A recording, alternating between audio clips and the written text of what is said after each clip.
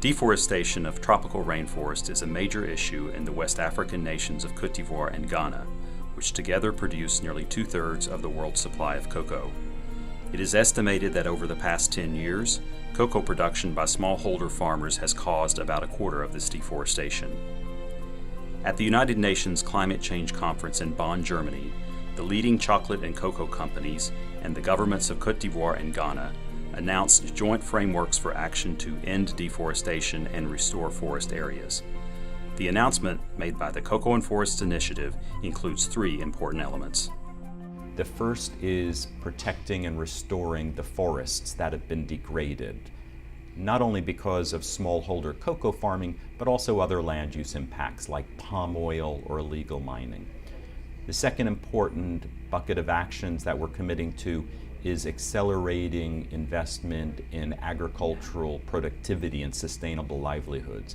Our goal here is to grow more cocoa on less land. And the way we're going to do that is by boosting productivity of cocoa farming. And then the third strategic pillar is about community engagement.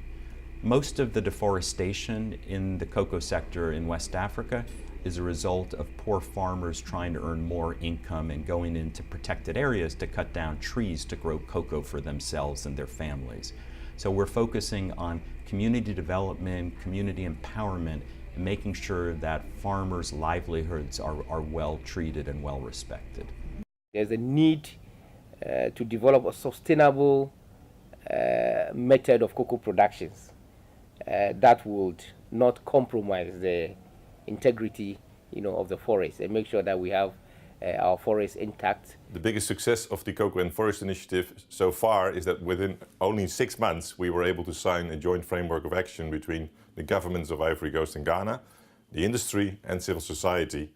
Joining forces here is really essential. It's a real big issue.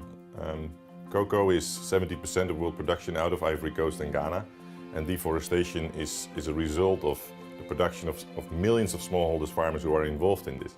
So if you want to combat deforestation, if you want to stop that, then you need to join forces at scale. What we've developed is a framework for action in Ghana and a framework of action in Côte d'Ivoire, where we've agreed with the governments what they're going to do and what industry is going to do.